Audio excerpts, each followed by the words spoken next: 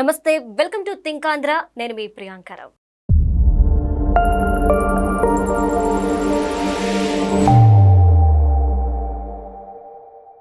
ఏపీలో భారీ మధ్య కుంభకోణం జరిగింది.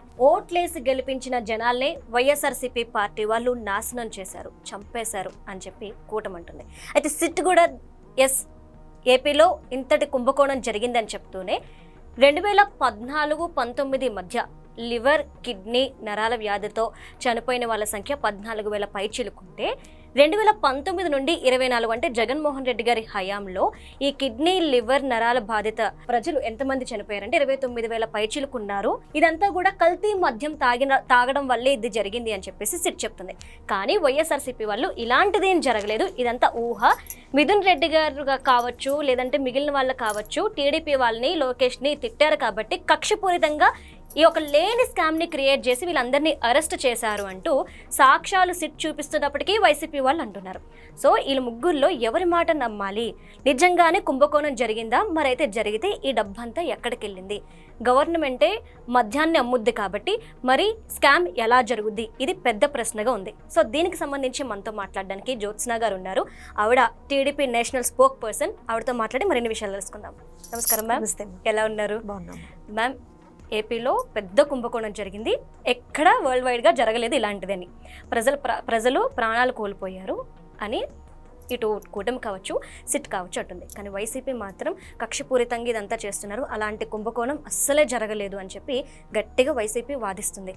ఎవరి మాట నమ్మాలి? అమ్మ, దొంగ ఎప్పుడన్నా నేను దొంగతనం చేశానని ఒప్పుకుంటాడా? ఒప్పుకోడు కదా. ఒప్పుకోడు. ఇవాళ వైఎస్ఆర్సీపీ అదే దీంట్లో ఉన్నారు.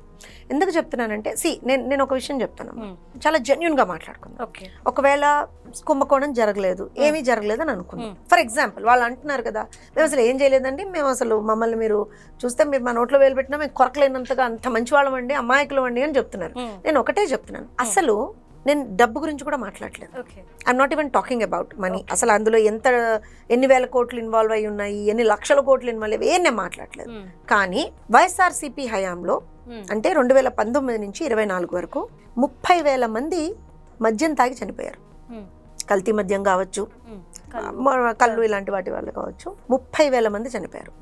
జ్యోత్స్న గారు, ఇది కరెక్ట్ నంబర్ అని మీరు అనుకుంటున్నారా లేదా? ఎందుకంటే మీ దగ్గరే ఉంది నంబర్, నేను చెప్పడం కాదు. All media has got it. And also 35 లక్షల మంది, 1 కాదు, 2 కాదు, 3 కాదు, 35 లక్షల మంది పైచులకే, ఇంకా తక్కువ కాదు, అంతమంది లివర్, కిడ్నీ, మీరు అన్నట్టుగా ఇందాక అన్నట్టుగా నరాల బలహీనత ఇలాంటి వ్యాధులతోటి బాధపడ్డారు. ఆల్మోస్ట్ ఆన్ అన్ యావరేజ్ గా 5 లక్షల పైచిలకు వాళ్ళు కేవలం వాళ్ళ వైద్య పరీక్షలకి, వైద్యానికి సంబంధించినటువంటి వాటికి సగటున చెప్తున్నాను నేను, 5 లక్షల పైచిలకు వాళ్ళు స్పెండ్ చేయాల్సినటువంటి ఒక పరిస్థితి ఏర్పడింది. ఎందుకు జరిగిందంటారు? ఏమైందంటారు? వైఎస్ఆర్సీపీ హయాంలో ఏమైందంటారు?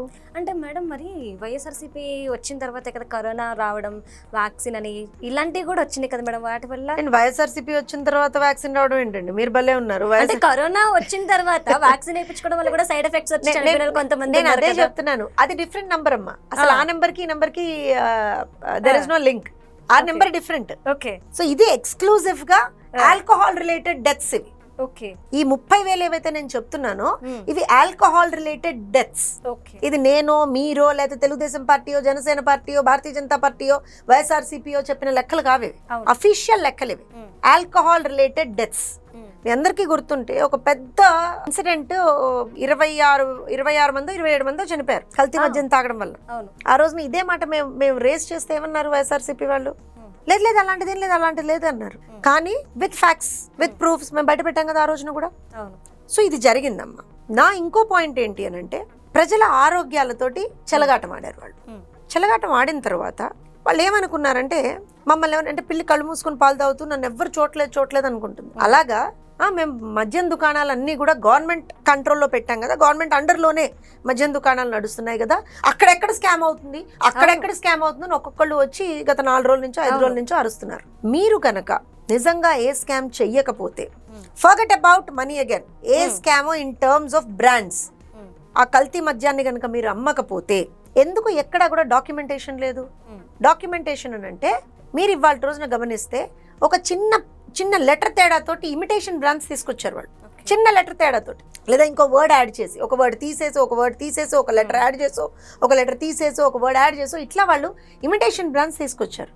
దాంతో పాటుగా ఏం చేశారు అని అంటే ప్రభుత్వ మద్యం దుకాణాల్లో ఎక్కడైతే వాళ్ళు అమ్ముతున్నారో ఇక్కడ కూడా డిజిటల్ పేమెంట్స్ లేవమ్మా. ఓకే. ఇవాళ మీరు బయటికి వెళ్తారు, ఒక కప్పు కాఫీ తాగాలనుకుంటారు, ఏ చిన్న బడ్డీ కొట్టుకు వెళ్ళినా సరే మీకు అక్కడ ఏమంటారంటే డిజిటల్ పేమెంట్ ఉంది కదా. అంతెందుకమ్మా, మీరు ఇంటికి వెళ్తారు సాయంత్రం, సరే ఒక ఏదో కూర చేసుకుందాం అనుకుంటే సడన్ గా కరివేపాకు అయిపోయింది, ఏం చేస్తారు? పక్కకి వెళ్తే కిందకి వెళ్తే 5 రూపాయలు కరివేపాకు కూడా 5 రూపాయలు మీరు డిజిటల్ పేమెంట్ చేయొచ్చు. That is the beauty post digitalisation. నిజంగా నాకు తెలిసి ఇవాళ రోజున యూపీఐ పేమెంట్స్ లో we're the top ones in the entire world. నేను మొన్న యూఎస్ కూడా వెళ్ళినప్పుడు చూసాను, మనం ఇక్కడ ఎంతైతే డిజిటల్ పేమెంట్స్ చేస్తున్నామో ఇంకా ఇక్కడ మనకి అన్ని క్యాష్లెస్ కార్డ్లెస్ పేమెంట్స్, కానీ అక్కడ మాక్సిమం ఇంకా card payments. So we're in the world లోనే మనం we're one of the top countries in terms of UPI payments. అంత బ్రహ్మాండంగా మనం అన్ని చోట్ల ముందరికెళ్ళి వెలుగుతూ ఉంటే ఈ దిక్కుమాలతనం ఏంటి తల్లి?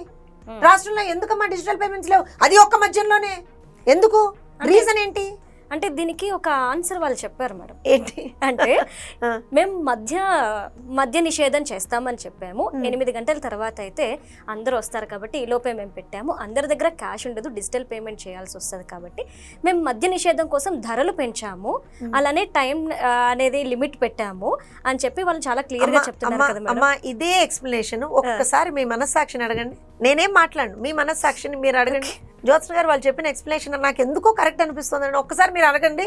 నేను అసలు ఇంటర్వ్యూ చేయకుండా వెళ్ళిపోతాను, లేదా మీకు సారీ చెప్ప, లేదా వైఎస్ఆర్సీపీకి సారీ చెప్పి వెళ్ళిపోతాను. అంటే వాళ్ళు చెప్పింది నేను అదే చెప్తున్నాను. నేను అందుకని యు ఆర్ జర్నలిస్ట్, నేను I give utmost respect to journalist. మీరు ఒక ఎక్స్ప్లెనేషన్ వాళ్ళు ఇచ్చారని అంటున్నారు కదా, ఆ ఎక్స్ప్లెనేషన్ ఈజ్ ఇట్ వ్యాలిడ్ అని మీకు అనిపిస్తే ఐ రెస్పెక్ట్ జర్నలిస్ట్ కాబట్టి నేను చెప్తాను. మీరు వ్యాలిడ్ అని మీరు అంటే నేను ఓకే ఫైన్, నిజమైన, ఎందుకంటే జర్నలిస్ట్ ఉన్నంతటి ఆ అవగాహన నార్మల్ పొలిటికల్ లీడర్స్ గా కూడా మాకు ఉండదమ్మా. I give that utmost respect. నేను ఎందుకు చెప్తున్నానంటే సింపుల్ లాజిక్, మద్య నిషేధం చేస్తా అన్న వాళ్ళు నువ్వు కనుక డిజిటల్ పేమెంట్స్ పెడితే అప్పుడే కదా నీకు తెలిసేది ఎంత మద్య నిషేధం జరుగుతోంది కరెక్ట్ గా అనేది.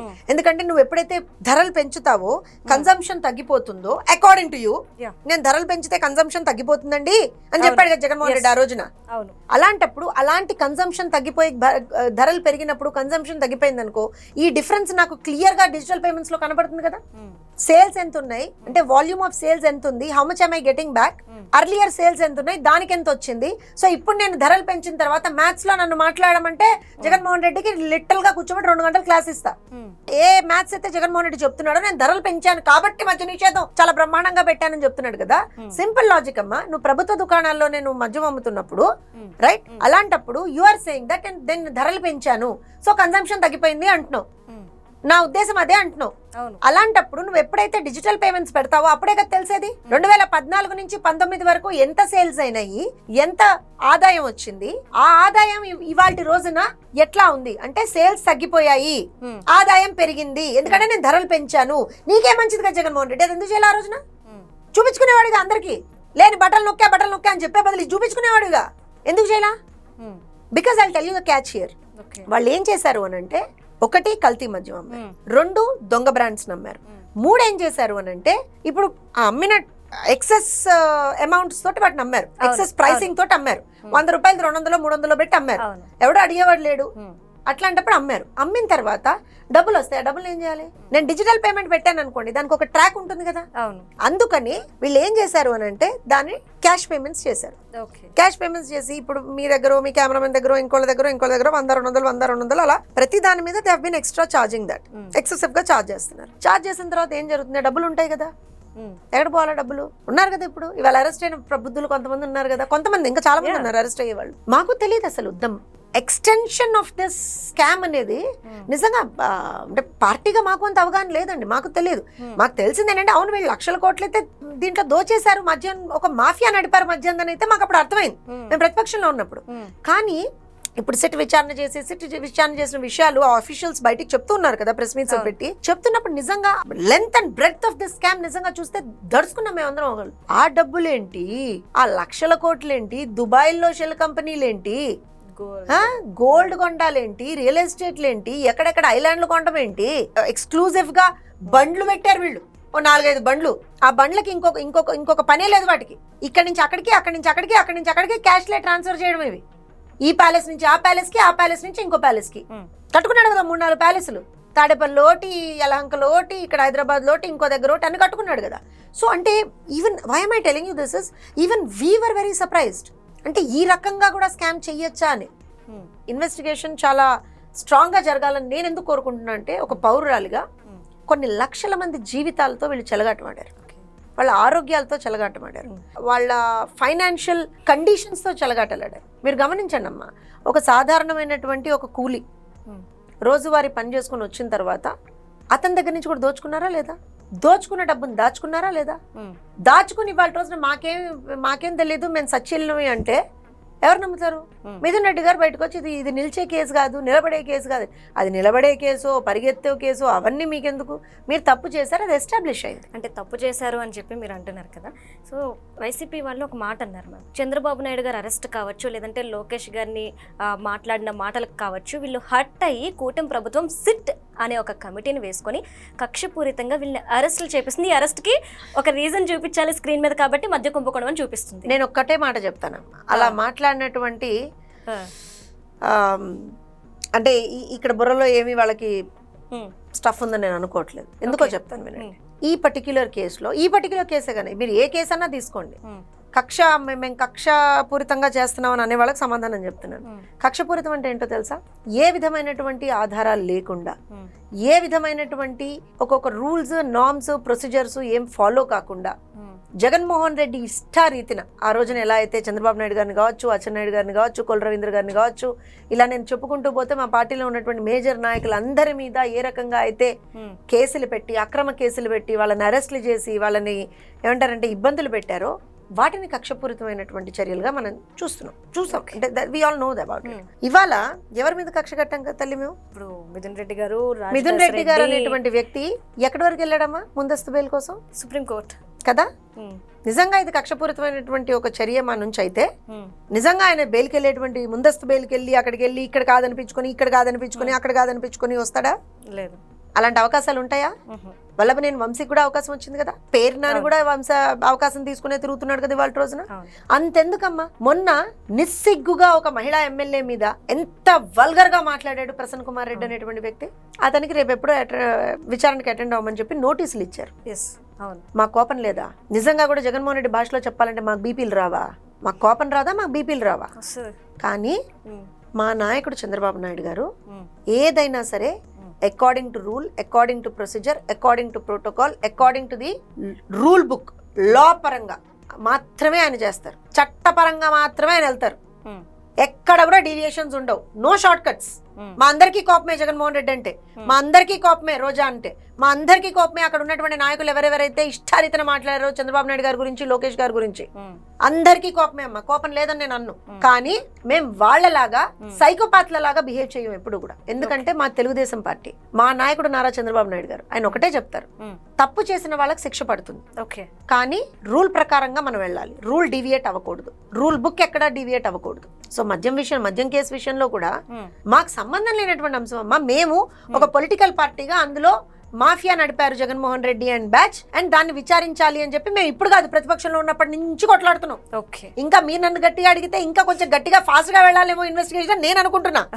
అక్కడ ఉన్నటువంటి సూత్రధారులతో సహా అందరూ ముందు బయటపడిపోవాలని నేను అనుకుంటున్నా. అంటే ప్రజలకు ఏం జరిగిందనేది తెలియజేయడం మీ బాధ్యత. అంతే కదమ్మా. ఇప్పుడు ఎవరు ఏ తప్పు చేసినా సరే మనం ఒక వ్యవస్థలో ఉన్నప్పుడు, మా ప్రభుత్వం ఉందమ్మా ఇవాళ, మేము గనక తప్పుల్ని సమర్థించామనుకోండి, లేదా తప్పు చేసిన వాళ్ళని కనుక మేము సమర్థించామనుకోండి, రేపు పొద్దున మేమేం మెసేజ్ ఇస్తాము? అలా అని మేము ఎక్కడా కూడా, నేను మళ్ళీ చెప్తున్నా, మా కోపం లేదు అని నేను అన్ను. ఇప్పుడు ఒక విషయం అమ్మా, మీ బాస్ ని ఎవరన్నా అంటే మీకు కోపం రాదా? ఎందుకు రాదు మేడం? నా లీడర్ ని ఎవరన్నా అంటే నాకు కోపం రాదా? ఖచ్చితంగా వస్తుంది. అందున అంత సీజన్డ్ పొలిటీషియన్, ప్రపంచం అంతా కోరుకునేటువంటి ఒక నాయకుడు నారా చంద్రబాబు నాయుడు గారు. అలాంటి మనిషిని పట్టుకొని ఎలా మాట్లాడారు ఒక్కొక్కళ్ళు?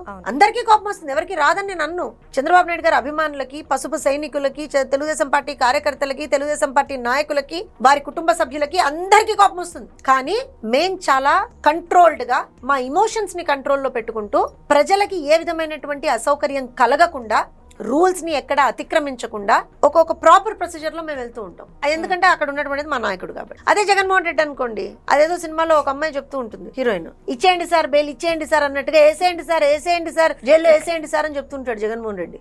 అలా ఉంటుంది, కానీ మాది అట్లా ఉండదు తల్లి.